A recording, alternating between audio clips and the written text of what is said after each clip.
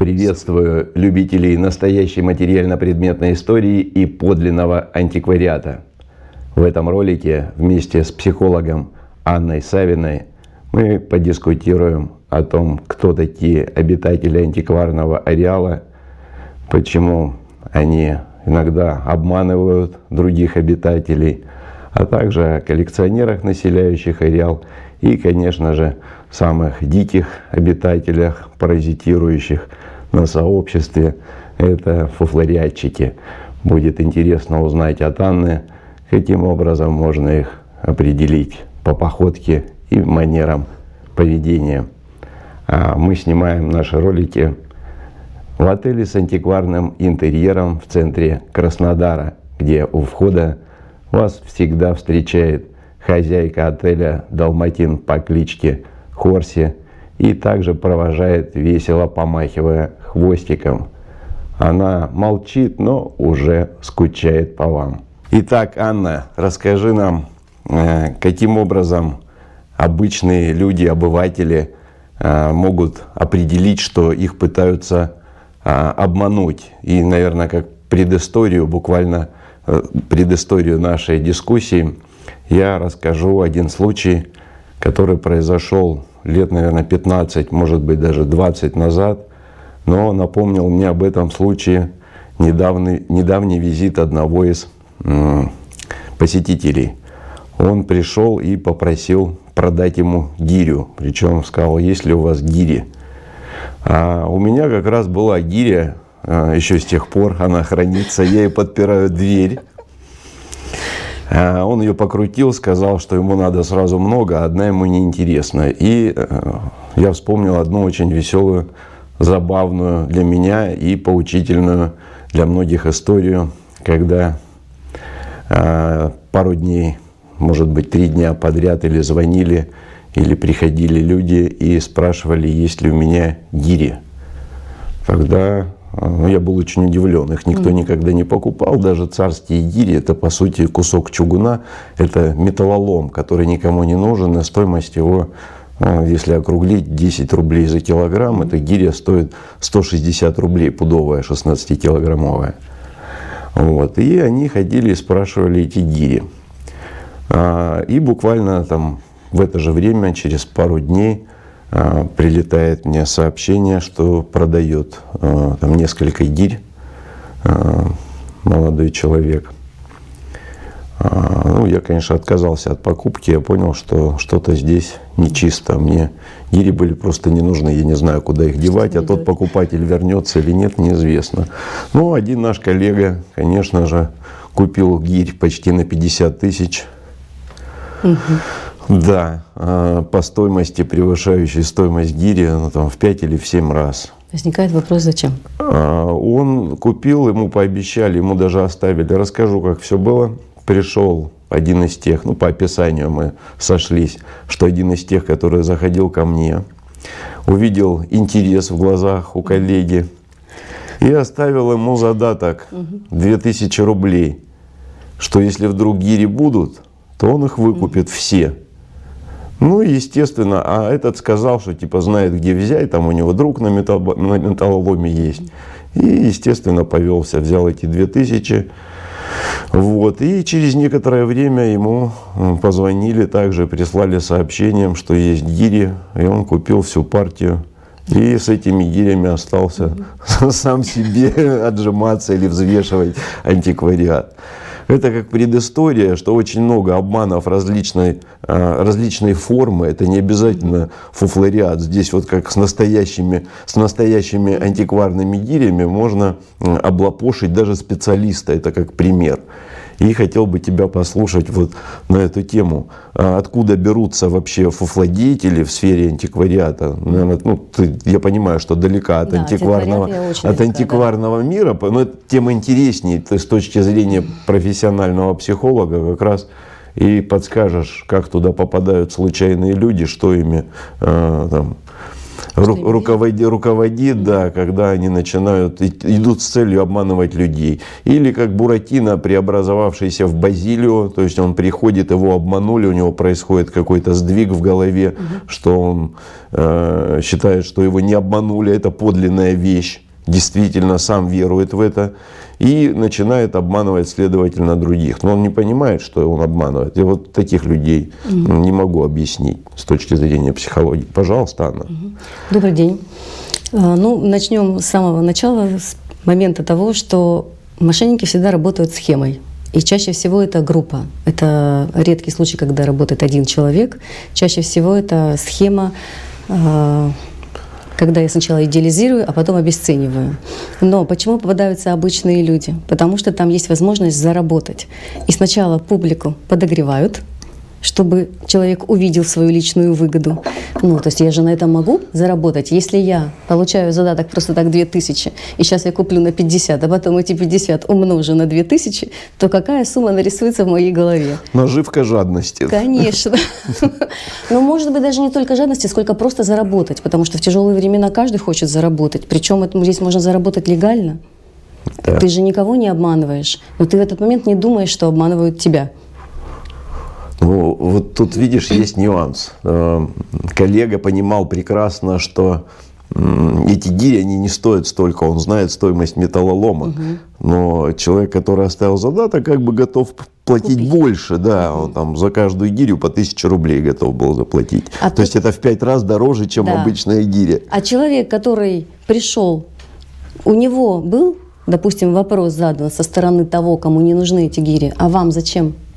Ну, там какие-то загадочные рассказы Чугунные, были. ванны лить. Ну, как обычно, какие-то загадки, там есть секрет. Одному человеку надо, я перепродаю еще дороже, и он это оптом мне, а там меньше 10 гирь он не берет. Там столько отговорок они рассказывают. Потому что эта история, она, правильно говоришь, как эпидемия, она не в одном городе. То есть это какие-то группы, которые эту технологию, они передают дальше друг другу. Как было с монетами вот этими... редкими российскими серебряными монетами целая эпидемия была в начале 2000-х годов, она и до сих пор продолжается, людям приносят их, да, они к магниту прилипают серебряные. Так вот, технологию именно передачи они оптом продавали, потому что я встретил одного торговца, который там на барахолке торгует, а он мне говорит, тебе не надо, вот у меня копии монет есть. Я говорю, ну, наверное, вот этот фуфел, да, говорит, не только и медали. И открывает, у него огромный альбом, там сотня видов. И все, говорит, оптом можем поставить любое количество. То есть уже целые какие-то промышленные объекты работают на поддельщиков. Да, у которых есть определенные схемы. Чтобы не попасться на эту схему, первое, нужно понимать, если я эти гири покупаю, и вдруг я их никому не сдам, их не заберут, тогда они мне зачем?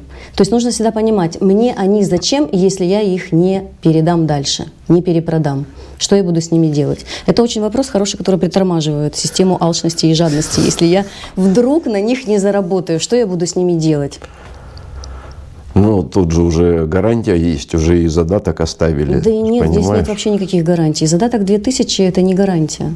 Это всего лишь подкуп нашей алчности. Наживка, конечно, да, чтобы мы на нее клюнули как по маслу, чтобы все прошло. То есть ты хочешь сказать, что вот эти люди, которые попадают, они образованные, специально получают технологии, где-то проходят университет, как обманывать? Как обманывать? Мошеннические схемы рождаются, ну, я не знаю, нет, вряд ли какой-то университет. Обманщиком можно даже стать случайно, попав в такую ситуацию однажды, да, как вот мы сейчас привели пример, ты привел про Буратино и Базилио, когда я попадаюсь на такую схему, и я хочу компенсации, я хочу компенсировать, я хочу вернуть свои деньги, я хочу вернуть свое самосостояние, ощущение «я», потому что на самом деле, когда человек попадает в такую схему мошенническую, у него травма, помимо того, что потеря денег – это не самая страшная травма. Самая страшная травма – это нарциссическая, когда я понимаю, что как я мог быть таким дураком и попался на такую удочку. Там очень мощный удар по самооценке. Ну, я дурак, там стыд, там вина, там самобичевание начинается.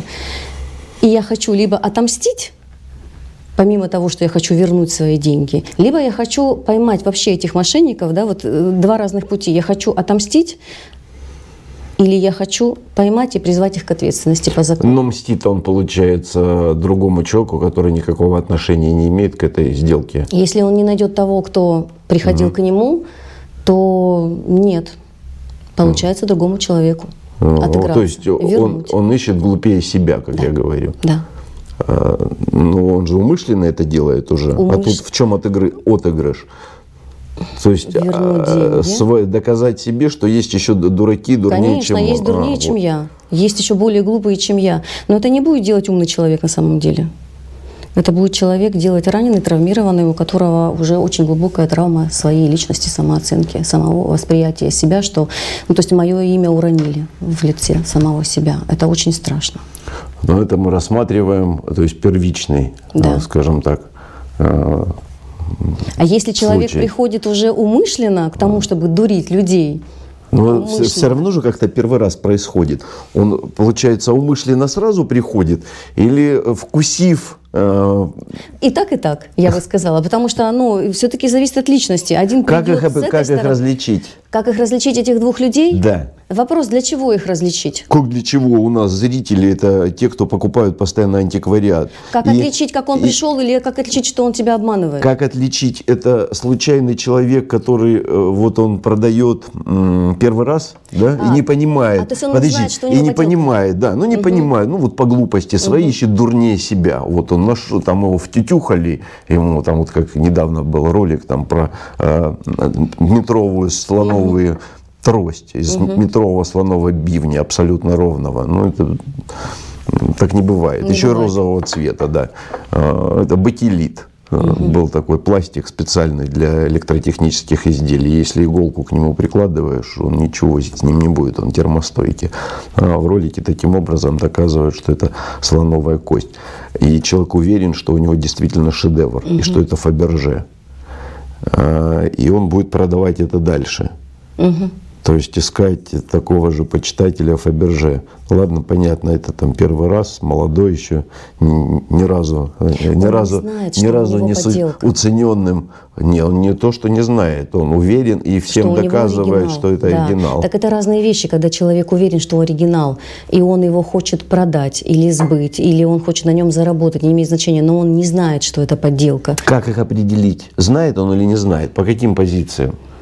Я думаю, что человек, который не знает, он ведет себя очень спокойно в плане того, что он абсолютно уверен, он может не торопиться, он может подождать, он будет готов на не одну экспертизу со стороны эксперта или того человека, который покупает. Если это мошенник, который знает, что это подделка, и он уже, допустим, там не первый раз занимается таким промыслом, там будет всегда спешка.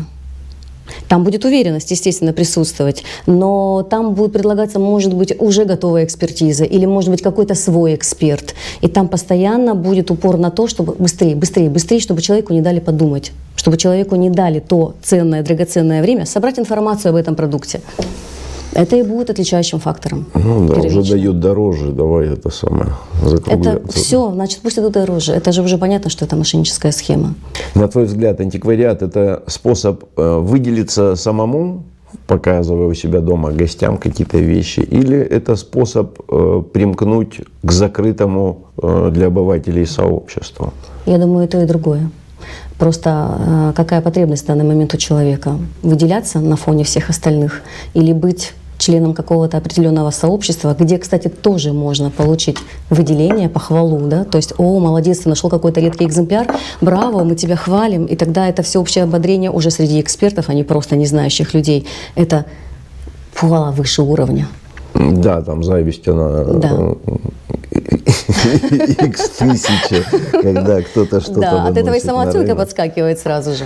То есть выход вот этот регулярный на рынок и показ вещей тем, кто в этом чего-то соображает, это повышение собственного мнения в собственных глазах получается. И в собственных глазах. То есть вот эти сходки в любую погоду, и в дождь, и в снег, в грязь, топча грязь, но нужно зайти туда и показать, что у меня есть. Да? Но есть истинные ценители, которые действительно ищут что-то необычное. Не, про показать, подожди. Про показать, да. То есть это вот эта детская еще из школы неудовлетворенная, когда кто-то там что-то показывал, да, что Да. у него есть, а Это тебе показать да, нечего. это история про то, что где-то когда-то я не смог завоевать чье-то внимание, не смог выделиться на всеобщем фоне и не смог показать какую-то свою самоценность, чего я могу достигнуть. Очень интересно. А скажи, как можно по тому, что человек коллекционирует, узнать его, так сказать, повадки? Есть какие-то? Ну, я, к примеру, приведу Есть. тебе. Вот есть разные коллекционеры, да, например, ну, чтобы самое необычное, коллекционер кирпичей, например, там в Краснодаре есть, да, коллекционер автомобилей, да, и коллекционер открыток. Советских причем. А еще коллекционер монет. Но монет не в смысле там одна к одной укладывает, а он коллекционирует их тоннами. То есть у него сейчас несколько тонн монет в гараже в мешках. Он их разложил по мешочкам, там, по каким-то критериям. И в каждом мешочке там определенный набор и вес этих монет. Он по весу даже может определить, сколько штук там монет лежит у него. Да. Вот такой коллекционер есть. И вот как, понимаешь, какой спектр шизоидов различных. Вот это тоже еще очень одна интересная тема, которую я хотел, чтобы ты раскрыла. Коллекционер – это идиот какой-то, да, у которого психические отклонения, что он там прикладывает одну бумажечку или там железочку к другой железочке и платит за них невероятные деньги. Или это такая прикрышка, чтобы скрывать какие-то мутные дела, происходящие в антикварном ареале регулярно, ежедневно. И вот мы возвращаемся опять к тому же вопросу. Я коллекционирую, чтобы закрыть какую свою потребность. Если кто-то коллекционирует монеты для того, чтобы их потом дальше продавать, то это подход материальной наживы. То есть я буду брать, я буду коллекционировать, потом я буду их продавать. Если человек, который коллекционирует их в мешках, я бы, допустим, у него спросила, что это для него? Это какой-то рост? Это тоже инвестиция. Нет, но я тебе расскажу историю, чтобы ты понимала, да, почему вот эта ценность имеет какую-то. 15-й год, с 15 до 18 точно, работал схематоз вот такого образа. Приходили в банк, и очень крупные суммы, по несколько миллионов, выбирали мелочью для размена в магазины, в супермаркеты. Тут же везли это в металлолом, цветной металл, и получалось X3. То есть буквально за один день там заплатили, перевезли, взвесили, тут же получили X3. Тут же, в один день. Рациональный подход к коллекционированию. Да. Поэтому... Если он коллекционирует именно с точки зрения вот такого рационального подхода... Я не знаю, он не хочет объяснять. Конечно, он не будет об этом рассказывать, потому что это его какая-то своя тайна. Или, например, если человек коллекционирует открытки или марки, скорее всего, если это не какие-то супердорогие, да, марки, потому что есть марки очень дорогой стоимости, я думаю, если даже, допустим, вот про открытки, да, про советские открытки, или просто про красивые открытки, это всегда про эмоции. То есть человек делает вклад в свои эмоции. Это не про деньги, да. Понятно. Это не про деньги, это нерационально может быть с точки зрения того, кто собирает ценные монеты, но для него это более приятно, потому что эмоция согревает, она дает то, что он тоже чего-то недополучил в настоящей жизни. Открытку Да, открытку от кого-то не дождался. А он не получил. Или, может быть, эта открытка когда-то стала триггерной ситуацией, когда он получил ее, а на открытке была какая-то весть, приятная или неприятная. Ну, то есть из этого всего и следует вопрос, а зачем все вот эти вот люди Что-то коллекционируют? вкладывают деньги туда, в прошлое? В прошлое? В прошлое. Ну вот, кстати, у нас с тобой была тема по поводу кризисов, да, почему в кризисы больше идет интерес к коллекционированию антиквариата, и почему люди вкладывают в прошлое. Я думаю, что все-таки, когда мы говорим про открытки, это не прошлое, потому что эмоция, она на протяжении всей жизни сохраняется. Здесь нет прошлого. Там, где есть эмоция, там есть какая-то история. История может быть привязана к прошлому, а еще это может быть фантазийная история, которая всегда идет, ну, скажем так, дорога ведет в будущее. Потому что человек, живущий в фантазиях, и подогревает свою эту фантазию. И какие-то истории создает вокруг этой фантазии. То есть это тоже, может быть, дает ему еще что-то, что он недополучил. А если мы говорим про старые, именно старинные вещи, если они имеют действительно какой-то весомый, ну, ценность, да, и у них есть, тогда это про тот же самый рациональный подход. И почему люди в кризис начинают избавляться от антиквариата? Потому что когда наступают тяжелые времена, давай даже возьмем на примере блокадного Ленинграда, когда людям было нечего есть, они ведь отдавали все самые последние ценные вещи только для того, чтобы да, деньги уже ничего не стоили, конечно. Да, их не было просто. Да. Уже цена жизни была более выше, То есть ты хочешь сказать, что это генетическая тяга к каким-то ценным вещам, которые можно в кризисной ситуации реализовать? И генетическая тяга к ценным вещам, и как способ выжить, если я, допустим, продаю или меняю, да, этот антиквариат, какую-то ценную вещь на продукты, тогда это как способ выжить. Но тогда все эти кризисные времена — это очень хорошая выгода для тех, кто коллекционирует эти вещи, потому что они их приобретают за бесценок.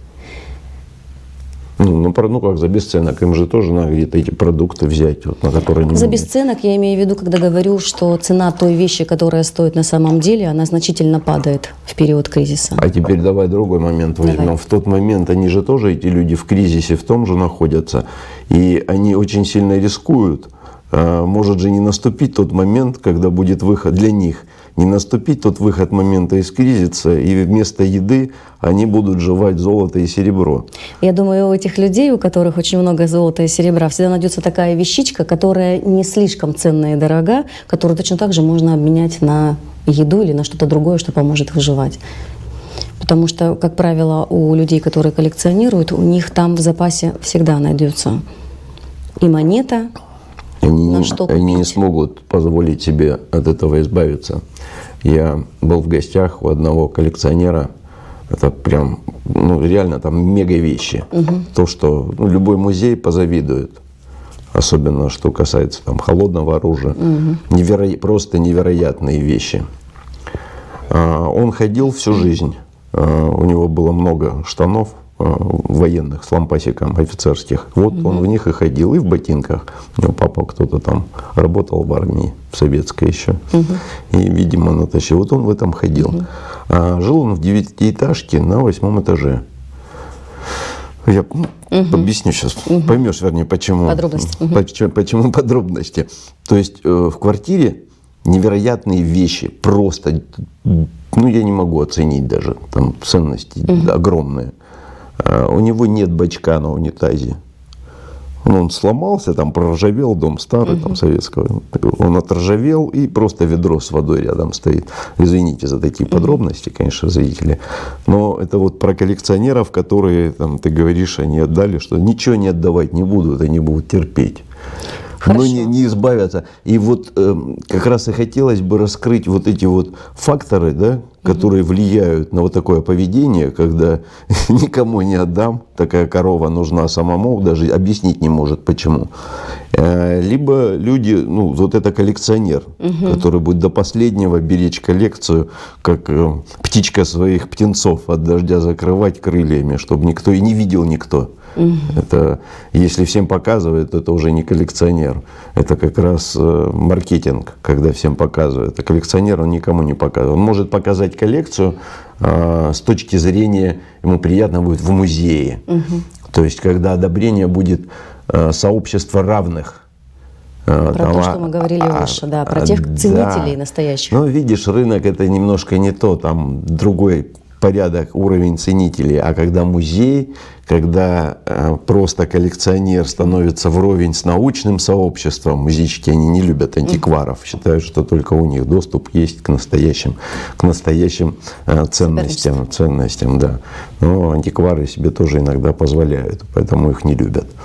Я думаю, что вот эта история, про которую ты рассказываешь, это все-таки история про какую-то глубокую степень привязанности к своим вещам, когда человек настолько к ним привязывается и не может от них отлепиться и отделиться. Но если бы на самом деле человек испытывал жуткий голод, ну, я имею в виду, когда это вот прям глубокий кризис, когда человеку уже просто нечего есть, он бы, значит, либо нашел деньги, на которые он смог. Он не умрет с голоду, потому что он даже просто не сможет вот давай без крайностей. Давай, от своей коллекции. С крайности уже голодают. Не, без крайностей. Если просто он не хочет делиться. Почему? Потому вот что это дальше? моё. Хорошо. Ну вот хорошо. Есть же тоже примеры, которые известны всем, когда там умирает коллекционер, и его детям это уже не нужно. Не то, что не нужно, они не знают ценность.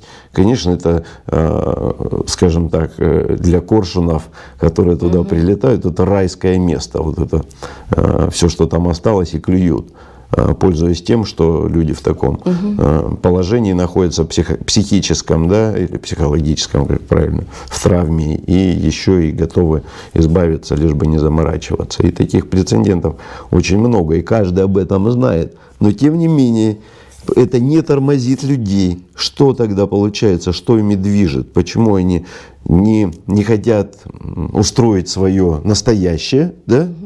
Вот как я пример жесткий очень привел. И держатся за эти ценности. Кризис, понятно. Времени кризиса и до кризиса, до этого не было, и после этого не было. Мы не берем такой глобальный какой-то. Тогда я полагаю, что, скорее всего, здесь может быть тот фактор играть решающую роль, что человек, знающий ценность этих вещей, а дети, как ты говоришь, которым это не нужно, интересно, это недостаток информации о ценности этих вещах. Либо что я буду делать, да, с этими вещами. А человек, который всю жизнь хранил, он же становится как драконом над своим златом. Он это не отдаст, потому что истинная ценность для него именно в этом. Вот это все, вся жизнь в этом, вся энергия направлена только в эту коллекцию, а не какой-то там бачок. Это же все мирское, а это выше. Особенно если, допустим, мы будем говорить про какие-то произведения искусства, если человек зациклен на этом. То есть это как вот в игре чучело, как это называется, ритуальное такое. Вот каждый предмет это как ритуальное какое-то. Может быть, как ритуальное, может быть даже смещение ориентира, когда у человека происходит перекос, и он уже не думает о жизни насущной, о каких-то обычных каждодневных потребностях, сходить нормально в туалет при условиях нормальных, хороших. Или, например, вот есть у меня красивый сервиз, и я буду пить только из него. Я не смогу ничего там, допустим, есть из него, но пить я должна. Вот у меня ритуал, я с утра буду пить только из золотой чашки. Если бы у него унитаз был какой-то бы той коллекции и сломался бы бачок, как ты думаешь, как бы он отнесся к нему? Какой коллекции? Какой-то замечательной, дорогой, ценной для него коллекции. Ну, у меня не получается ответить на этот вопрос, потому что это не про него. Я думаю, он бачок бы этот починил и нашел бы реставратора, который смог бы отреставрировать этот бачок. Потому что ценность была бы направлена в хорошую вещь. На бачок ты имеешь в виду? Если бачок был эксклюзивный, какой-то старинный, да. то был бы смысл его реставрировать. Да. Ну да, соглашусь с тобой, для антикваров, для них ценность вещей, ценность денег очень сильно изменена. Она переведена в формат, вот стоило ли эти вещи или эти деньги там раньше что-нибудь. Вот какая их ценность была. И какая их ценность будет, сразу автоматический вопрос. Ценность этих вещей, ценность этих денег, ну и даже ценность человека. Какая его ценность будет, когда он перевалит за 50 лет. А вот у меня вопрос, допустим, да, вот человек, который реставрирует эти вещи, собирает, для него что первично? Та ценность, которая сейчас, или которую стоимость за нее дадут, или ценность этой вещи в те времена? Тут два разных вида движения, два разных пути движения этой вещи в дальнейшем. То есть первый путь — это музей, когда вещи реставрируют, чтобы ничего не повредить, и оставить так, как есть, и законсервировать. Антикварная реставрация, она обратная. Тут нужно вещь довести до такого состояния, как она была. Даже если это приведет к каким-то внутренним повреждениям, но их закрыть так, чтобы их не было заметно. Максимально используя аутентичные материалы. И чтобы этой вещью можно было пользоваться. Вот, ну, два пути. То есть два направления. Да, Либо первый, это соответственно, созерцать. ну, музей это все не про деньги вообще, да. Ну, естественно, про зарплату реставраторов, которые в музеях сидят поколениями, семейными династиями. Ну, то есть это либо путь национального достояния какого-то, да, как исторической ценности, либо это путь, когда ты берешь и уже используешь ее в каждой Не, реставратор понимает, что, ну, как говорил мой друг Петрович, что если от предмета осталось хотя бы 20-30%, есть смысл его отреставрировать, что там будет какая-то часть подлинная. Ну, то есть, если это там клейма, либо какой-то рисунок авторский сохранился, либо резьба, то можно уже продолжить, есть с чего скопировать, то есть и понять, как этот предмет выглядел изначально. Если, ну, конечно, это не что-то штучное. Но даже если это что-то штучное, уже понятен будет почерк этого автора, почерк там резчика или художника. Ну, даже картины дорисовывают. И иконы 20-30% ее можно дорисовать, будет реставрированная доска старая. Так в основном и происходит. Очень редко, когда попадаются иконы действительно старые. Уже их, если не в советское время реставрировали, во время революции докрашивали и дорисовывали. И, в общем, они сыпятся очень быстро. Там левказ — это гипс с маслом, там, с какими-то добавками. И от разницы температуры, представляешь, 100 лет прошло, все высыпаться начинает. Ну, соответственно, когда ты доклеиваешь, уже остается либо полоска свежая, которую видно, либо проще зарисовать все и нанести новый Вот рисунок. хотела задать вопрос. Проще уже, наверное, зарисовать все, либо отреставрировать старое, либо уже получается... Все зависит, нет, тут зависит от профессионализма реставратора. Вот у меня есть там несколько икон, я их отправлял на реставрацию в школу Палиха, Палихского художественного училища, прямо на кафедру реставрации. Там знакомые у меня оказались случайные совершенно, и повезло, да. И большой им привет, если смотрят ролик. Юля там трудится, и они сделали просто идеально. То есть сохранили все старое. У иконы не было, у двух икон не было просто угла. Ну, большого куска на доске его просто не было. Его, соответственно, нарастили, восстановили тот рисунок, который был, и получилось изумительно. То есть это и оставили частично, да, видно, что она реставрирована, но она сделана профессионально. А есть реставраторы, ну, скажем так, самоучки в основном это, которые берут, просто закрашивают, закатывают валиком и наносят через, из интернета распечатывают картинку. Это тоже считается реставрацией? Ну да, сейчас это тоже считается реставрация. Наносят из интернета, выбирает человек картинка, которая ему нужна, накатали ему и раскрасил он вручную. Но если И он всё. такую ценность принесет в музей, что ему там скажут? А что они скажут? Они скажут: отреставрированная икона. Там же, ну как ты определишь? Ну вот новая краска. Реставрировали, да, реставрировали. Все. Ну там же есть какие-то профессиональные специалисты, которые... Но в музее нужна икона без реставрации. Они там То есть, чтобы сами. туда, да, чтобы туда никто не лез современными красками. Они очень легко определяются с помощью ультрафиолетового фонарика. Но это уже тонкости антикварные. А они реставрируют с какими-то старинными красками? Кто? В музее реставраторы?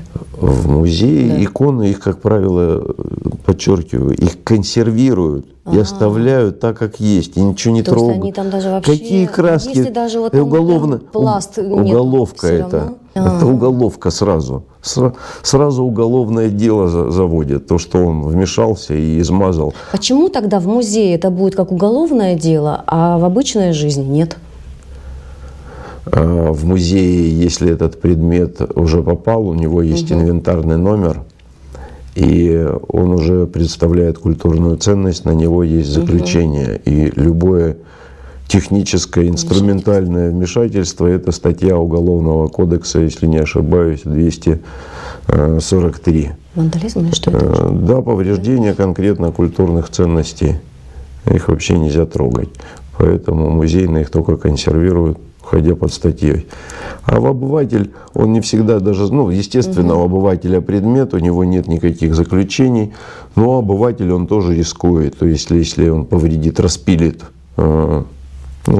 культурную ценность какую-то, то, естественно, он тоже попадает под статью. Это вот тоже у меня история есть про распиленную культурную ценность.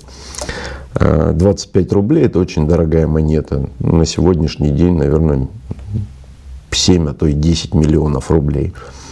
Это какого года монета? 25 рублей да. Николая II, 97 года. И досталось двум сестрам. Я уже понимаю. От бабушки монета редчайшая, да, оно стоит больших очень денег, когда монета. Ну, естественно, что они сделали? Они взяли, распилили, поделили пополам. А я видел одну половинку. Ну, вторую, естественно, она уже ушла на зубы. А вторую решили продать. Плохо станет. Я человек далекий от всего этого, но это... Вот таких историй очень много различных, когда люди не понимают, что за ценности к ним попали. Наверное, из-за этого и связан психический сдвиг коллекционеров, когда они видят глупцов. Вот представляешь, как люди, которые соображают, смотрели на вот эту половинку 25-рублевой монеты, которая просто стала ломом золота из монеты, мега редкой. Я думаю, что это вот реально сродни глупости, потому что когда ты видишь даже старинную монету и год, хотя бы можно обратиться к какому-то специалисту, чтобы, ну, даже головой можно додуматься, что это какая-то историческая ценность. Я думаю, что там сработал шаблон послушания бабушки, которая дала монету на зубы. А, бабушка дала монету ну, конечно, на зубы? двум, да. И они поделили пополам, чтобы зубы сделали. Тогда это от недостатка информации, когда люди... Но тогда не было, понимаешь, интернета. Конечно. Это сейчас все умные, все антиквары. А тогда не было интернета. И сколько эта монета стоит, ты нигде не найдешь. Но бабушка, вот давай так, в каком году бабушка отдала эту монету? Ну, это было в 90-е еще. В 90-х годах. Ценность монеты, я тогда была подростком, и у меня тоже есть некие монеты, но я уже понимала, что эти монеты ценные, потому что они старинные. Ты понимала, что монеты ценные, старинные, Да. а здесь понимали, что это кусок золота червоного, как говорят. А почему червоное? Потому что от червонца. Практически чистая. Да. И поэтому там, я говорю, что у обывателя и у остальных людей, связанных с антиквариатом, у них разные абсолютно ценности. Разные.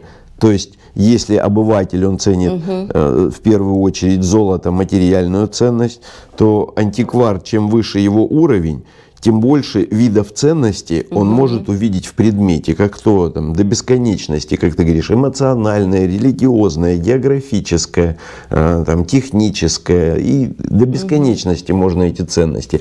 И чем больше ты понимаешь этих ценностей в предмете, тем выше ты можешь поднять его стоимость при продаже. Потому что антиквариат, он без истории скучен. Ну что такое монета? Это же абсолютно условная ценность. Поскольку это обычный кусок золота, ну да, на нем там начеканили чего-то. Я представляю их лица, и что бы случилось бы с психикой, когда они узнали бы ее стоимость, и какие зубы они могли бы себе сделать за ее реальную стоимость Так этой монеты. нет, та, которая принесла, ей объяснили про стоимость. Что была бы монета, то по квартире бы тебе, сестре, еще и на зубы всей семье бы хватило. Я хотела бы увидеть ее лицо в тот момент. Ну вот.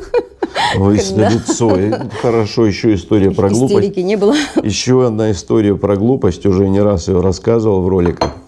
На месте сбора коллекционеров появились два человека, которые искали, как бы отпилить аккуратненько ухо с золотого червонца Екатерины.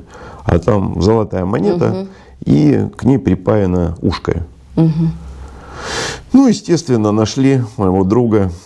Он говорит, да, конечно, заделаю аккуратненько, и видно не будет, и штихелечком дорежу, там, чего буковок не хватает. Ну, отдали, спасибо, все. А слух прошел про эту вещь необычную. Да? Манисты обычно серебряные монеты, там, когда припаивают уши у дам горских народов, манисты — это монеты, украшения на груди они носили, прикрывали декольте. Вот. А тут золотая монета. Ну, что-то редкое, наверное, маниста было из богатой семьи. Ну и как-то слух прошел, и тут проходит несколько дней. Вышел с больничного музейный работник, один дедушка умудренный такой, опытом, часто к нему обращаются за советом, говорит: слышал, тут медаль суворовская бродила, а у кого она, посмотреть бы хоть. Тима: да какая медаль, что там монета была с этим, с припаянным ухом. Так, говорит, это же медаль, в музее, говорит, даже такой нету, а там есть половинка от нее помятая. Вот видишь, недостаток информации. Эти в шоке, ну, сказали им. Они в шоке: давай звонить этому, кто. Так он говорит: я уже вот дополировываю, уже сделал все. Объясню, в чем проблема. То есть монета золотая, она стоит, ну, дорого там. Сейчас не знаю сколько, может, 1,5 миллиона такая монета. Но если это суворовская медаль, она сразу автоматом стоит 10 миллионов.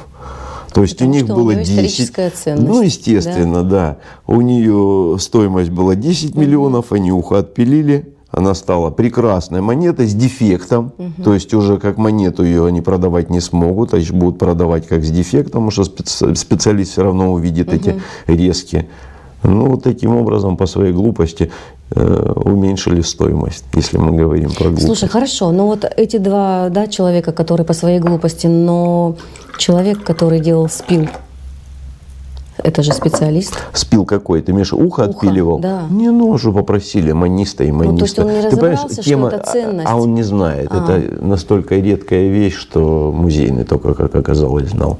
Никто не знал, что Суворов была далеко столица, и пока там медали привезут, очень много времени пройдет. И, соответственно, полковой там их кузнец или кто, ювелир, делал петли к его червонцам, которым он жалование получал, и делал медали и вручал казакам. Тогда получается, что пробелы в нашей истории очень хорошо сказываются на тех действиях, которые мы делаем сейчас, на глупостях, которые мы совершаем. Естественно. Если бы. Учите историю, потому что кто знает хорошо историю, тот больше разбирается в том, что попадается ему в руки. Он видит ценность или неценность какой-то конкретной вещи. Я даже себе представить не могу, что бы произошло с рынком фуфлориата, именно рынок фуфлориата, если бы не интернет. То есть сейчас доступно много информации, много различных фотографий, где можно посмотреть что-то там, для себя, какие-то пометки сделать. Раньше это было невозможно. Была одна единственная книжечка, каталог, и все с ней носились, если она у кого-то была. Она была затерта до дыр. Все ее знают, это каталог Постниковой, Лосевой, зрители, кто причастен.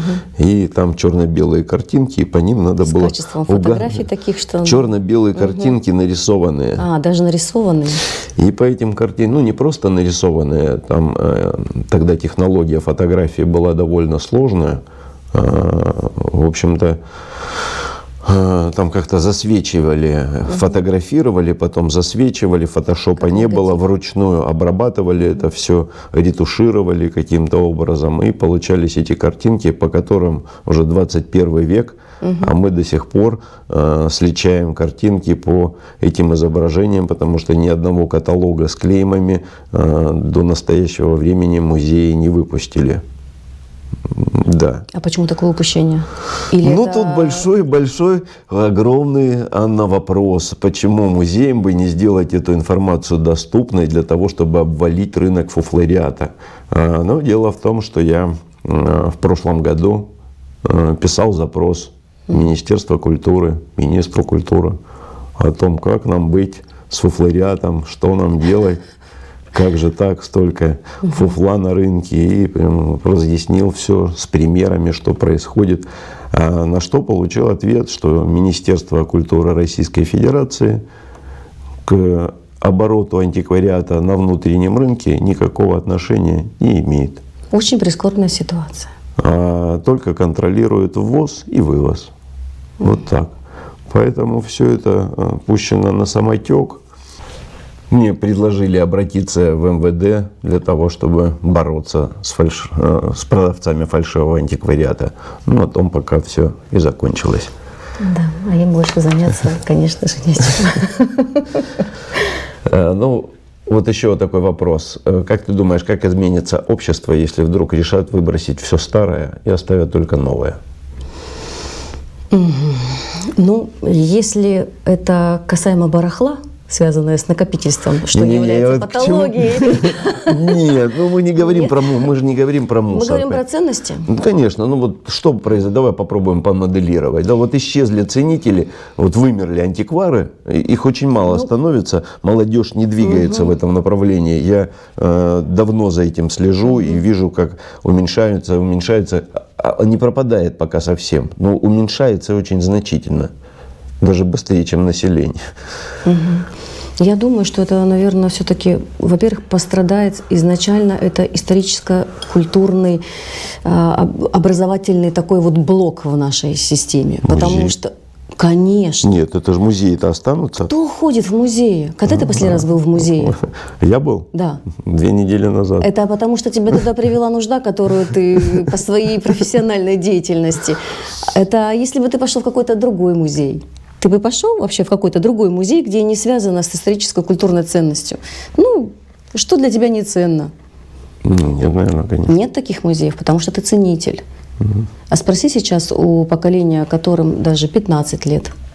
Они не ходят в музеи, если их не поведет туда школа.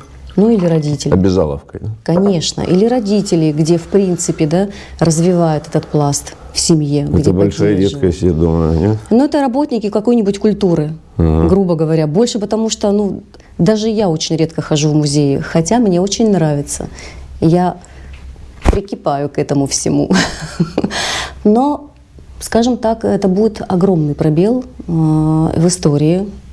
Это будет пробел в развитии нашего общества. Потому что тот, кто не знает историю, тому вообще сложно даже ориентироваться в своем настоящем. Ну, вот сейчас это происходит как раз, это и как раз лакмусовая бумажка, интерес к антиквариату. И, наверное, отчасти все общество, оно изменяет ценности. Ведь зачастую в музеях проводят выставки бабочек и пластмассовых драконов. Да? Подмена ценностей происходит. Тем самым изменяя вообще музеи как эталон, хранитель эталонов истории. Я не знаю, можно ли говорить о политике не в рамках. Не надо. Мы хорошо, лучше тогда мы не будем про о политике. психологию фуфлодеятелей. Но политика, психология, здесь тоже такой момент. Немножечко все это связано, потому что, наверное, где-то кто-то заинтересован в том, чтобы наше общество было не слишком образовано, не слишком тянулось. Я тебя уверяю, никому этого, знаешь, теория заговора, я в нее не верю. Это не заговор. Население тупеет от того, что ему лень учиться. Вот когда я рос, это было все то, что сейчас, это было невозможно.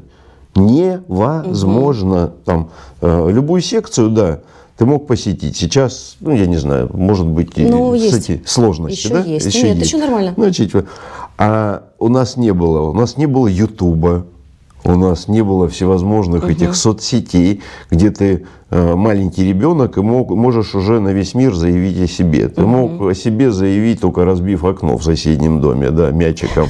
Вот это ты заявлял о себе. А все остальные заявления, их никто не слушал. И все были одинаковые. У всех было... Я не говорю про теорию заговора. Я говорю про то, что когда человек занимается в основном только удовлетворяя какие-то базовые потребности или функции выживательные, и не интересуясь слишком чем-то более высоким, это приводит все-таки к обнищанию населения, именно духовному обнищанию. Но если взять и все выкинуть старое, это плохо. Но я думаю, новое поколение от этого страдать не будет. Да, вообще не страдает.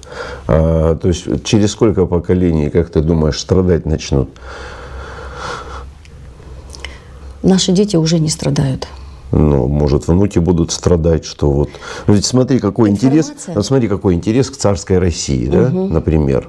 Вот сейчас он там, вот царевые вещи, даже это маркетинг, фуфлодеятели, везде они пишут имперское, царское. Это же страдания по событиям уже больше, чем столетней давности. То есть, раз есть такое предложение, то люди, нет, наоборот, то люди ищут что-нибудь царское. Обыватель, у него в понимании, если что-то блестит, то это было только у царей. Средний класс в конце 19 века и начале 20-го был обширен. Они могли покупать себе огромное количество различных вещей дорогих. И эти вещи, они были в домах обывателей. А сейчас мнение такое, что это все только царские. Если ложка, то она обязательно царская.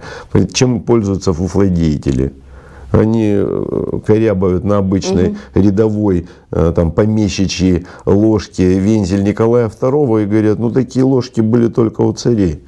Откуда шаблон? Ну, от глупости, наверное, такой берется, да? От глупости или излишней самоуверенности, что вот у меня должно быть так. Я бы даже сказала, это, наверное, какой-то некий даже эгоизм, когда человек фокусируется только на себе, что вот у меня так. Но, опять-таки, здесь и лень, потому что можно было бы порыть интернет, посмотреть, почитать, в чем различие, где есть настоящее, сколько экземпляров настоящего. И если, допустим, этих экземпляров очень ограниченное количество, то уж явно, что настоящее не у него. Ну вот мы подходим как раз к интересному вопросу, который задали зрители канала. Может ли быть антиквариат такой формой ностальгии по времени, в котором человек никогда не жил? Например, как молодые, не жившие в СССР, собирают советский разный хлам. Или те, кто никогда не жили в 90-е, но посмотрели фильм «Бумер» и «Бригада» и представляют себя, так сказать, персонажами этих сериалов, разговаривая на таком же языке. Вот, собственно, ты уже и ответил даже на этот вопрос. Это может быть. Потому что люди обращают внимание на то, что было, на то, что преподносится как некая романтика, хотя, по сути, это же преступность, да, вот если опираться на эти фильмы. Но в чем романтика? Одного убили, другой в тюрьму сел. Но это преподносится как некий романтизм этой эпохи. Мы даже не будем опираться на те фильмы, которые были нашумевшие, не очень хорошие, не буду говорить их названия, и начали поголовно все во дворах, и дети, называть друг друга такими словами. Да, у преступников тоже есть некий романтизм. Точно так же, как, например, давай так вот, фальшивое никогда не заменит настоящее. И даже если мы сейчас немножечко вернемся к тому моменту, что будет всплывать очень много фальшивых подделок, настоящее же все равно никуда не денется, оно же где-то останется. Оно же у кого-то будет. Настоящее? Настоящее. Эксклюзивное. Надеюсь, что хотя бы в музеях оно останется. Оно останется где-то. У какого-то ценителя, где-то в музее, у какого-то хранителя. Если у него будет это настоящее, то должен будет кто-то подтвердить, что это настоящее. А все эксперты в этот момент уже будут говорить настоящее на другое. И когда другого будет много, оно будет уже настоящим, а это будет неизвестно что. Неизвестно что, да. И тогда вопрос будет всего лишь в том, а где найти такого настоящего суперэксперта, который сможет по-настоящему определить, что это эксклюзив, а это нет. Для этого, вот смотри, для этого существует справочная литература. Вот все как раз люди, случайно попавшие в ареал, у них такой вопрос, да что там, нигде нет информации. Я уверяю, вот вся информация в принципе есть. И она доступна. Ты только пойди ее и возьми. Интернет, он открыт для всех. Если, не буду там говорить, где можно найти, то это будет реклама каких-нибудь сайтов. Но человек идет только тогда, когда он уже конкретно сталкивается с какой-то определенной вещью. И он тогда начинает искать про нее информацию, правильно? Ну, не всегда так. Порой даже у него вещь попала, и ему рассказали какую-то сказку, историю с отсылкой. Тот сказал вот так, что это вещь, и все. Ну, это история про излишнюю доверчивость. Ну, либо опора на репутацию экспертов-самозванцев. Вот но, как показывает история, даже то, которую ты сейчас рассказывал про эксперта, который спиливал ухо, он ведь тоже эксперт. Да. Но у него тоже был недостаток информации. Он не знал, да, про такой первый раз столкнулся, да. Так же происходит и с обычными людьми. Излишняя доверчивость. Я бы, например, рекомендовала излишне не доверять даже экспертов. Не отключать критическое мышление в такие моменты. Пусть я лучше потрачусь на несколько экспертов, знающих людей, хороших специалистов, которые тоже, кстати, не факт, тоже могут ошибиться. То есть не обманывать, а просто ошибиться от недостатка информации. И вот эта вот экспертная компетентность, она сейчас на вес золота. А если возвращаться к последнему вопросу, да, крайнему, который ты задавал, да, человек может мечтать, фантазировать, он может коллекционировать какие-то старые вещи из советского прошлого, опять-таки, да, опираясь на какие-то свои домыслы, на свои фантазии, а может быть, на какие-то истории, которые рассказывала бабушка. А сейчас еще мода на эти открытки, которая поддерживается. Бабушка говорила, что Зингер машинка стоит как квартира. Да, я рассказывал эту историю. Барышня приходит с мужем и говорит: у вас есть машинка Зингер? Я говорю: есть. Только машинка, говорю, на металлолом отнес, а вот из ножек сделал столик. Вы что? Как вы могли? Это же такая вещь. У меня такая есть. Если вы мне давали, маме давали однокомнатную квартиру, если вы мне двухкомнатную предложите, я вам ее уступлю. То есть вот эта вера святая в то, что, ну понятно, в советское время там мама или бабушка обшивала весь квартал и получала неплохие деньги, потому что швейная машинка была только у нее настроена, и она еще и шить умела. Еще на этой машинке она и заработала на двухкомнатную квартиру. Да. Поэтому она и преподнесла это как эта машинка. На самом деле обычная бытовуха, как чайник, телевизор или тазик медный. Да. Кстати, секрет медного тазика, наверное, не знаешь, почему вот гоняются за медными тазиками. Именно варенье варить надо в медных тазиках. Я не слышал? Видишь, ну тогда зрителям открою. Очень часто было такое поверье, еще, наверное, с советских времен, что самое вкусное варенье и не пропадающее в медном тазике. Только мало где есть объяснение, почему именно так происходит. На самом деле там все просто. Медный тазик, на его поверхности выделяется высокотоксичный яд, медный купорос. И он, естественно, попадает в варенье и является неким таким убивателем, ядом для всех бактерий, которые присутствуют в банке. Насколько полезно — большой вопрос. Да, насколько полезно это для организма человека, это большой вопрос. Лечили мышьяком и ртутью, поэтому варенье с медным купоросом — это тоже прекрасно.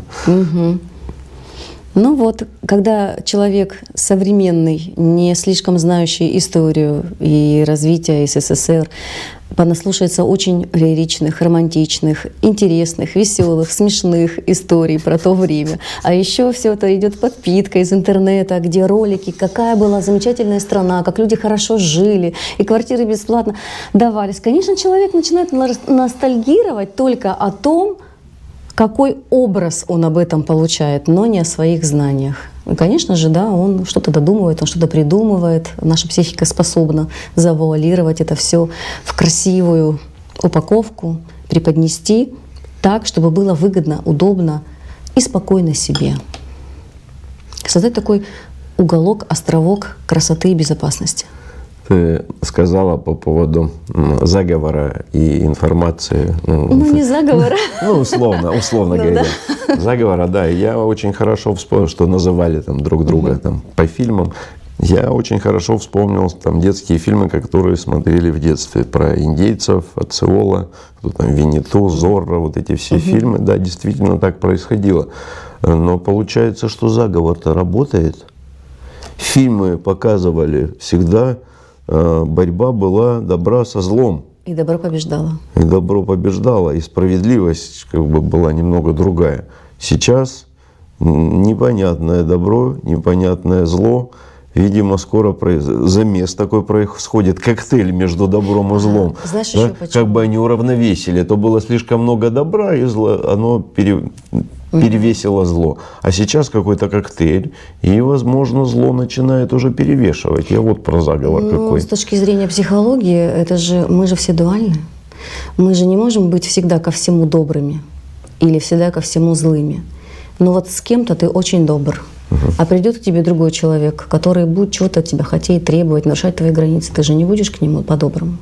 ты даже где-то разозлишься. Даже он не придет в флориатчик, я их сам нахожу. Даже так, понимаешь? Поэтому здесь, в принципе, с одной стороны, это правильно, когда показывают, что один человек, даже можно понаблюдать за главным героем в некоторых фильмах, где он из хорошего превращается в плохого. Или, например, как отрицательный герой превращается в положительного. И там ведь очень много трансформаций происходит в человеческой голове и потом в жизни, как правило. Что тебя сейчас веселит? Ну, ты рассказываешь, я представляю, как глупый Буратино решил стать котом Базилио, да, после того, как пришел на поле, а кто-то откопал его золотые. И все. Ну, это вот да, кстати, это глупость и, опять-таки, да, излишняя доверчивость, потому что как он принял своих? Он говорит, это мои друзья.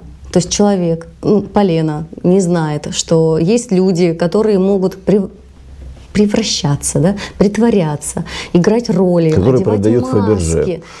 Хорошо, надевать маски экспертов. Да. И у нас же всегда есть какие-то моменты, на которые мы можем среагировать, а на них надавят. На них надавят, а мы среагируем. Но это не потому, что мы глупы. Не поэтому. А потому что момент такой. Технологии меняются. Технологии меняются, схемы развода постоянно обновляются.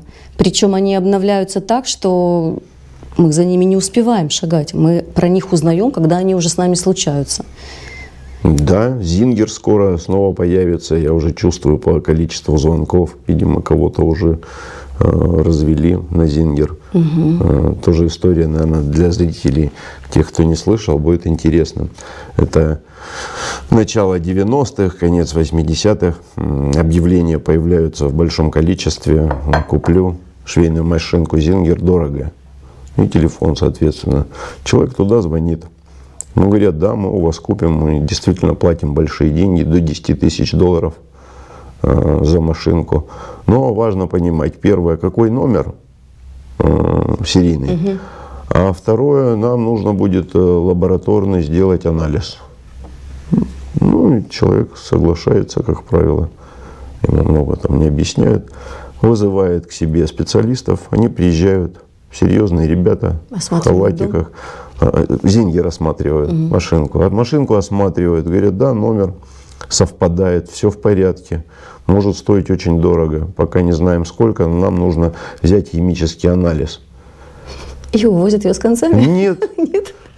А зачем им этот хлам? А зачем им химический анализ? Для чего? Ну подожди.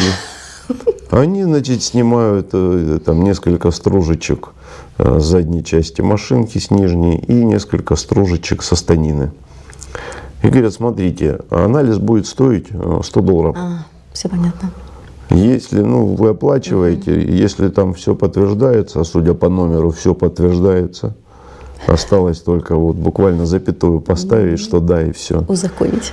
Да, и сразу 10 тысяч долларов вам полагается за машинку. Ну, естественно, человек соглашается, оплачивает, ему оставляют квитанцию, что скоро привезут анализ. И на том все заканчивалось. Неоднократно люди попадали в подобную эпопею. Сумма незначительная, не побежишь же искать. Это в погоне за А если, наживой? извини, перебью, да?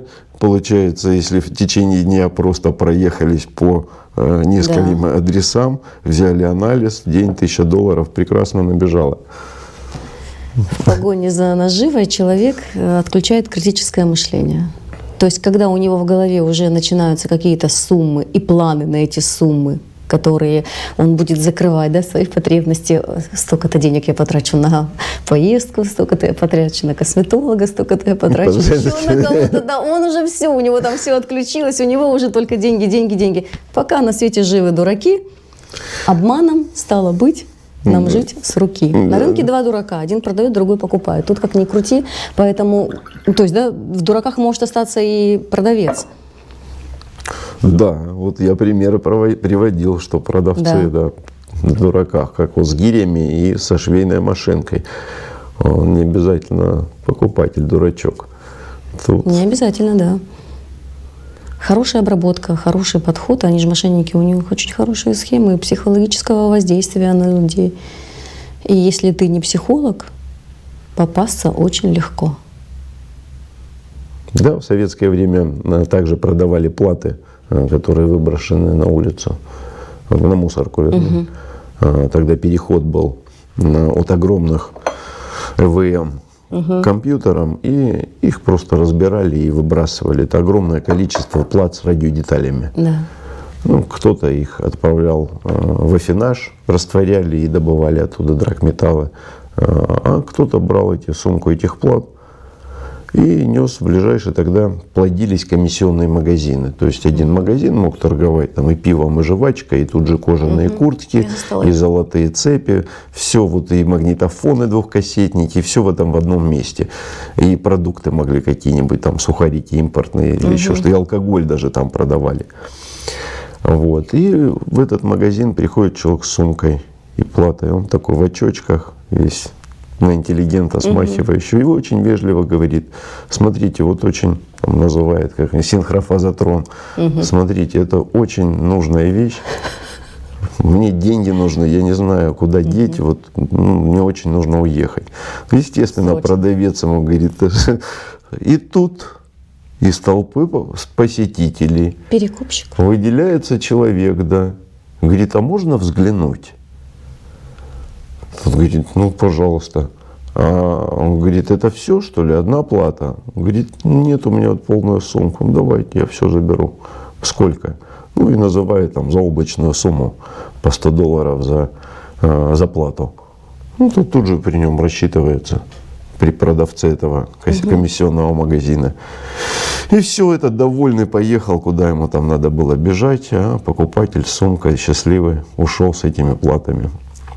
Проходит буквально день. Прибегает снова интеллигент в этот комиссионный магазин и говорит: слушайте, я вот вчера у вас тут человек был, тут надо такую предысторию рассказать. Тот человек, который покупал, он заходил в этот магазин до этого несколько раз, чтобы примелькаться. Какие-то вопросы задавал продавцу, что-то, может быть, даже покупал. И говорит: вот у меня полная сумка, я хочу ему еще продать.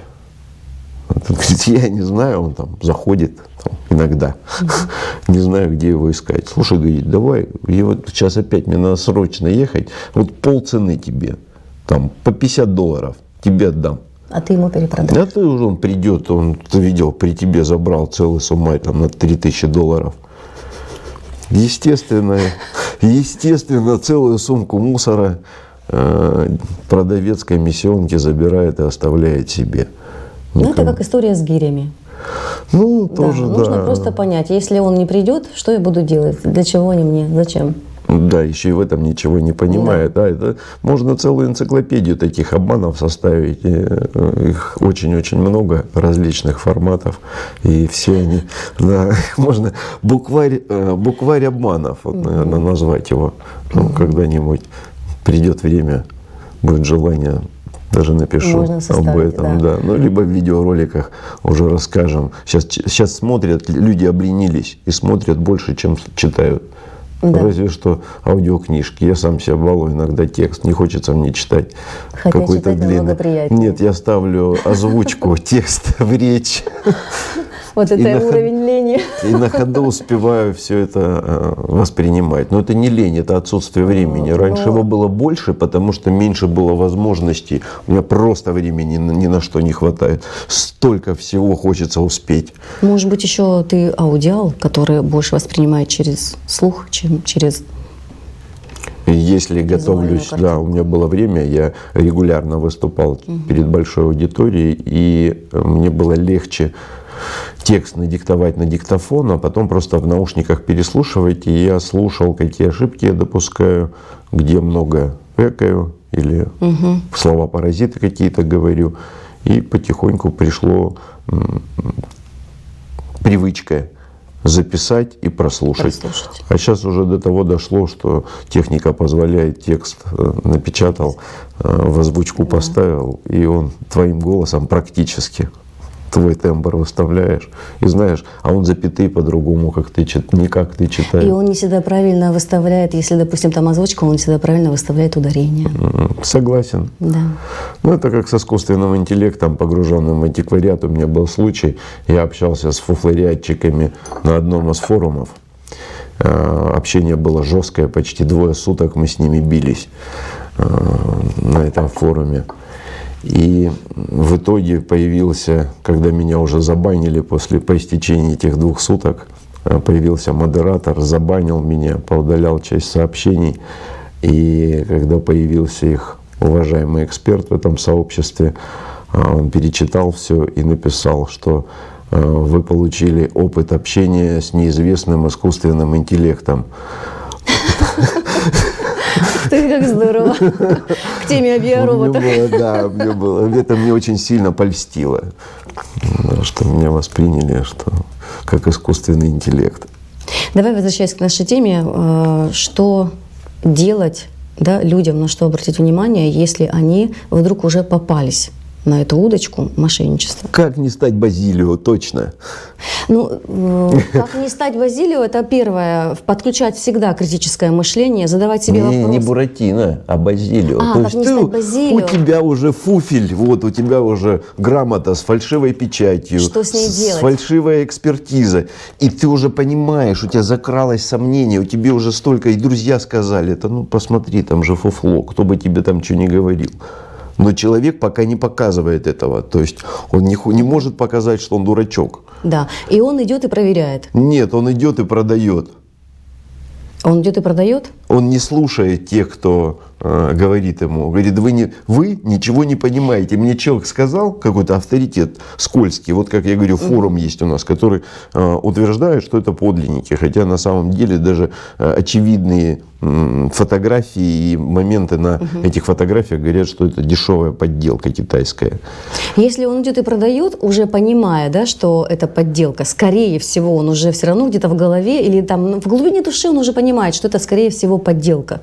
Но здесь включается механизм избегания, потому что если мне попадает в руки такая вещь, что делаю я, да, вот как здравомыслящий человек? Я пойду к эксперту, закажу экспертизу, чтобы мне подтвердили, либо это подделка, либо это оригинальная вещь.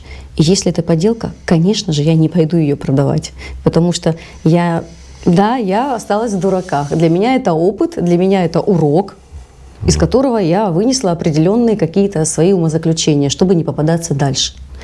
Если человек включает, это не человек, это защитный механизм психики, избегание, чтобы не чувствовать себя окончательно дураком и идиотом, я лучше пойду ее по-быстренькому продам. И здесь тогда он уже становится Базилио, потому что в глубине души он уже прекрасно понимает, что, скорее всего, это подделка. И тогда я принимаю для себя такое решение. Я беру на себя ответственность за свой поступок. И здесь подключается человеческий фактор. Но я либо честный человек, и я поступаю по-честному, либо я делаю вид, что я честный человек, и я ничего не знаю, я не в курсе, я не я, и вообще с меня взятки гладкие, я сам попался, да. Поэтому схожу, исповедуюсь. Все правильно ты говоришь, схожу, исповедуюсь, но от этой вещички я избавлюсь, дабы меня совесть не мучила. Но, к сожалению, этого человека со временем все равно будет мучить совесть, когда он станет зрелой, психологически зрелой личностью. Нет, она его будет мучить, когда ему предъявят за то, что он продал. Тогда его будет мучить не совесть, тогда его будут мучить те, кто ему предъявили. Физические раны, да. Но это ты рассмотрела случай, когда человек случайно попал и стал Буратино. А хочется понять основные мотивы поведения, характеристики, походку, выражение лица, разрез глаз, частоту дыхания, тех, кто делает это постоянно и регулярно, и такие факты, они уже есть. Те, кто делает это постоянно и регулярно, как правило, мы уже выяснили, мы уже об этом поговорили, что это работает группа, некое такое сообщество, ОПГ. Да. То есть, если вам нужно просто для начала проанализировать, что происходило, грубо говоря, неделю или 2 до того, как этот человек что-то вам принес. Подключить анализ. Не, подожди, стоп. Анализ. Чтобы мы же говорим, чтобы не попасться на удочку. Подожди. Мы конкретную ситуацию разберем, да? Профессионально, скажем так, практическое занятие. Вот интернет-площадка. На интернет-площадке выставлены лоты. Один, вот лот, допустим, явная подделка, да? Но там ты не увидишь ни походку, ни движение глаз. Вот. То Ну, есть тогда это текст, уже другая немножко ситуация. Да. Я условно говорю, походка, движение глаз. Ведь сейчас все обезличенное переходит в интернет. Вот даже рынки, они теряют свой смысл. Доставка любых продуктов уже. Рынок – это экзотика скоро станет. Также и антикварный рынок – это уже экзотика. Те, кто там стоят, они в основном не торгуют, через интернет не умеют пользоваться. Вот. И, соответственно, вот эти фуфлодеятели, они нового формата, не те, которые на рынке там раньше отворачивались, и когда спрашиваешь подлинно, он такой, не знаю, потрухивает его. Сейчас они очень уверенные. Те, которые в интернете, они очень уверены. Они говорят, любое заключение, любая экспертиза, но они забывают, что есть правила потребителей, да, защиты, что прежде чем ты продаешь товар, необходимо подтвердить его характеристики и критерии. Они говорят, вы купите, а потом мы будем оплачивать экспертизу. Когда человек покупает, если нет вопросов никаких, то есть человек пошел, Буратино пошел со своим этим посевом, место приметил и все и ждет, когда вырастет дерево, а оно не растет.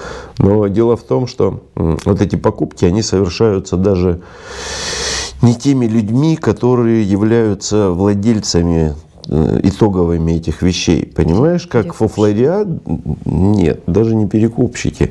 Почему фуфлориат, он стал массово распространяться? И фуфлодеятели говорят, да вот же мы продали, вопросов нет. И вот у нас продажа. Смотри, у нас 100 предметов проданы, никаких вопросов нет. Это были времена примерно с 2007 по 2022 год. Когда все носили подарки чиновникам различного уровня. Да, ну а что, конечно, что подарить чиновнику? Ну, нужно антиквариат какой-то дорогой, чтобы там было написано Фаберже, Овчинников. Что он дорогой. Да, и те, кто покупают, они не шарят, они полагаются на продавца. А продавец прекрасно понимает, ему уже сказали, что человек ищет на подарок. Для этого гарантия, что не вернется никто. То есть купил, подарил, и все, цепочка оборвалась. Тот, кто подарил, он никогда не узнает, что тот узнал, что это фуфло.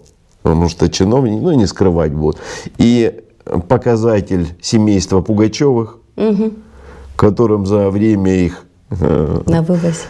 понадарили всякого фуфла. Они думали, что это действительно подлинники. Поэтому фуфло это они могли вывести совершенно свободно. Так и сейчас вопрос в чем? Как не попасться на них? Да, как на них не попасться? Вот эти интернет-мошенники. Каким образом можно их изобличать? То есть, что спрашивать у них? Что? Изначально понятно, всегда требовать аудиенции. То есть, когда ты разговариваешь с человеком лицом к лицу по видеосвязи, хотя бы даже по голосу, по тембру голоса, задавать больше вопросов, просить больше информации. Хорошая фишка видео. Не зря я еще думал, зачем Авито этот видеосвязь Очень нужна видеосвязь, потому что когда ты видишь человека, ты уже видишь конкретную личность.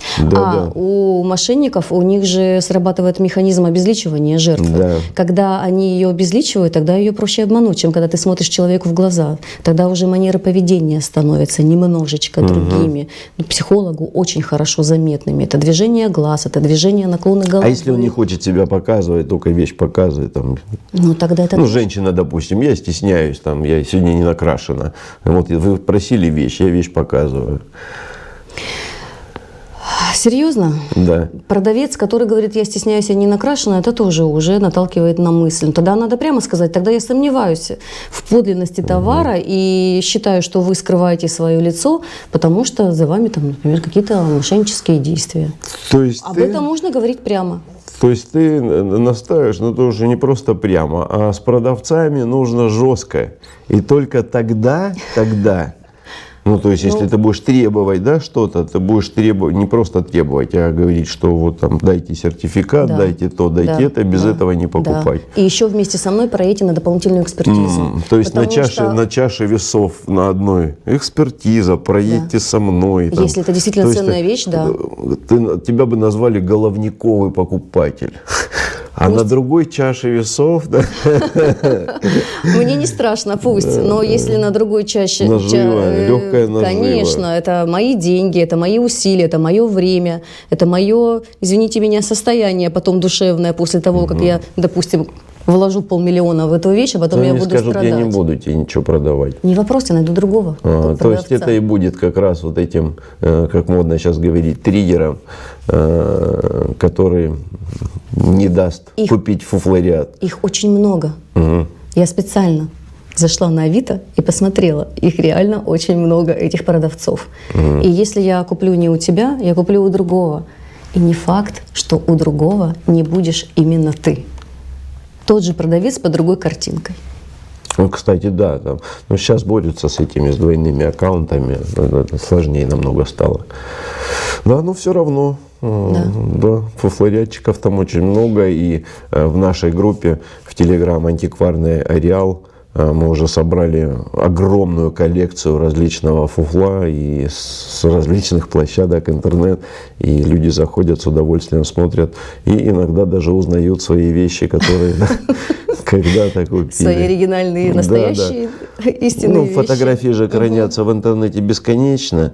И когда мы находим фотографию с фальшивым клеймом или необычный сомнительный предмет, мы выкладываем в группу и переходим к обсуждению. Что не так, для того, чтобы выработать насмотренность на изменение технологии фуфла.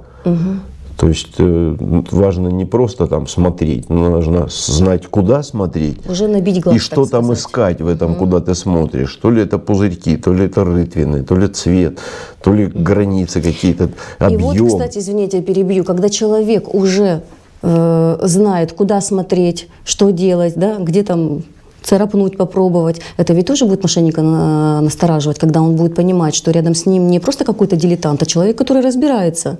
И он просит, а покажите мне даже, ну хорошо, там не хочешь показывать свою фотографию, а сними мне видео со всех сторон, поближе, ракурс там какой-то, да? А сколько она весит, эта монета, грубо говоря, если я знаю, что оригинал должен быть так. Ну то есть это все избыток информации должен быть у человека, который хочет купить настоящую качественную вещь. По всем ее параметрам. Да. Да. Так и есть. Так это можно себя обезопасить. Но только так, да, только но не так. факт, Это что все равно ты не попадешься на какую-то новую схему. И это не будет значить, что гарантия ты дурак. на кладбище, и то не для всех. Да. Спасибо, Анна. Будем заканчивать. Да, я бы еще один моментик, я Давай, хотела интересно. бы напутствие тем, кто уже попался на эту удочку. О. Да. Первое, это ни в коем случае не надо себя винить, обесценивать, считать, что я глупый, я дурак, я идиот. Как это так со мной получилось? Это первый момент, на это могут попасться все. Любой, даже я. Я попадался, конечно. Ну, не Да. то, что... Ну, я покупал не фуфло, а неправильно сделанный предмет, или плохо отреставрированный, или даже он и отреставрирован, но только я потом понял, что там реставрация, а он не целый. Да, такое было, это некая школа, и с каждым последующим предметом ты все меньше ошибок таких допускаешь. Второй момент, Да. это не изолироваться. Иногда, когда рана очень глубока, человек ему хочется закрыться, ему хочется уединения, чтобы все это внутри в себе пережить. Я бы рекомендовала, наоборот, найти группу таких же пострадавших. Есть психологические группы. Там люди будут поддерживать друг друга, рассказывать, как они попались на эту удочку.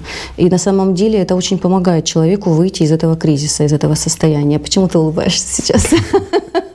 Я представил, как человек в нашей группе выкладывает, что он купил фуфло, его психологическая травма при покупке фуфла будет ничто по сравнению с тем, какую травму ему нанесут. Я говорю про группу желающие психологической поддержки. обсудить его фуфель.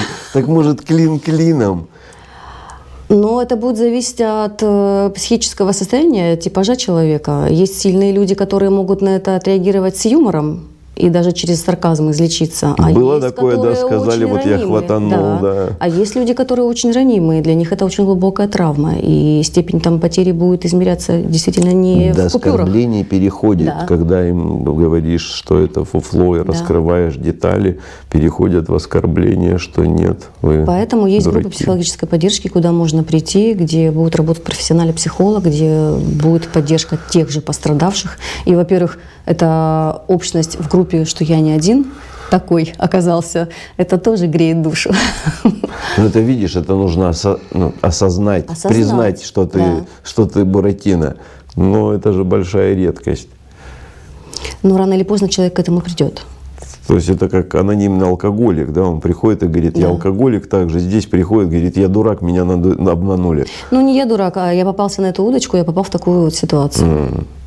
Здесь же очень Ну, важный не подход. слишком ли это перебор? Это Лечить? не перебор. Вот ты представляешь, если человек отдал последние деньги, например, грубо говоря, он заплатил 1,5 миллиона за какую-то ценную вещь, и он, может быть, даже влез в кредит, чтобы какому-то человеку сделать этот подарок, и тут он узнает, что его Ну да, и деньги вернуть надули. не может и подарить не боится, потому что Да. могут узнать, что это фуфло. И хорошо, если это просто какой-то антиквариат, а если это жилье. То есть мы же сейчас смотрим более обширно на саму проблему, не только на покупку какой-то вещи, которая может принести историческую ценность и радость для твоей души, а это может быть какая-то необходимая вещь для жизни, без которой ты еще и останешься в итоге. И тогда это очень глубокая травма для человека. Как можно чаще говорить, хорошо, если, допустим, человек не хочет в группу поддержки, ему стыдно даже просто себя признать дураком, тогда найти хотя бы такого друга, который мог бы его поддерживать, с кем он мог бы поделиться и хотя бы просто проговаривать эту ситуацию. Если он не хочет быть да, психологом, скажет ни же, группы ничего поддержки. страшного, не очкуй, Ничего все страшного, нормально. не Это очко, это обесценивание его чувств. Это очень больно ударит по нему. Ну, что, не первое, Это- не первое фуфло, которое ты покупаешь, И и не не последнее, последнее. да, поэтому чего переживай. Не слушайте Алексея. Да, и, конечно же, нужно постараться обратиться, собрав волю в кулак, обратиться все-таки в органы, написать заявление, потому что, возможно, именно ваше заявление станет какой-то некой ниточкой к поиску или прекращению этого надувательства общества. Деятельности фуфлодеятелей, Да. да, очень сложно доказуемый процесс. Несмотря на то, что над этим заявлением даже в органах могут посмеяться. Это все равно желательно сделать. Что, будем бороться? Будем? Да, вместе мы едины. И мы И непобедимы. да. Спасибо тем, кто досмотрел ролик до конца. До новых встреч. Подписывайтесь на антикварный ареал. Впереди вас ждет много интересных историй из жизни антикварного ареала и его обитателей. А социальные сети и ссылки на каналы Анны я повешу в описании роликов. Можете посмотреть, чем она занимается в своей деятельности. До новых встреч. Спасибо за внимание.